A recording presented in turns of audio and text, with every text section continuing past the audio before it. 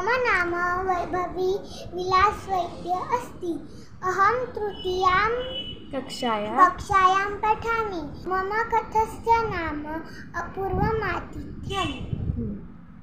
एकदा कचित् व्याधः वातवृष्ट्या पीडितां भूमिपतितां च कामपि कपोतिं पञ्जरे निधाय रात्रौ कमपि वृक्षतलमाश्रयत्।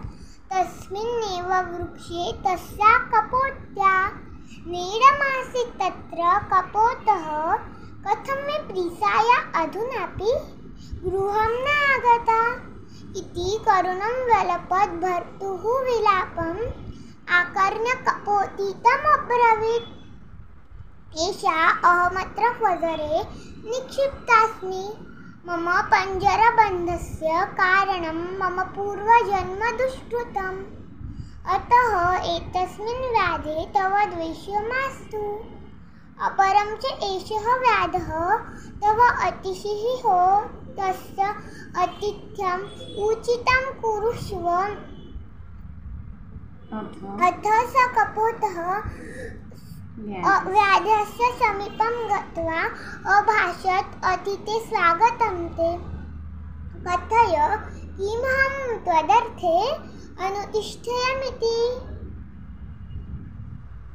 व्याधः अब्रवीत्, कपोतः शीतत्राणं क्षुधाशान्तिं च मम कुरु। ततः कपोतः पर्णानि समाहृत्य तत्र च अंगारं निक्षिप्य व्याधम् अभाषते, भद्र, अग्निसमीपम् उपविष्टेन शीतरक्षा भवेत्। मम मांसमेव ददामि तुभ्यं, तेन तव क्षुधाशान्तिः जायेत्। ततो मा इति व्याधेन निवार्यमानोऽपि कपोतः वहीं प्राविशत्। अहो, अपूर्वम् आतिथ्यं, धन्यवादम्।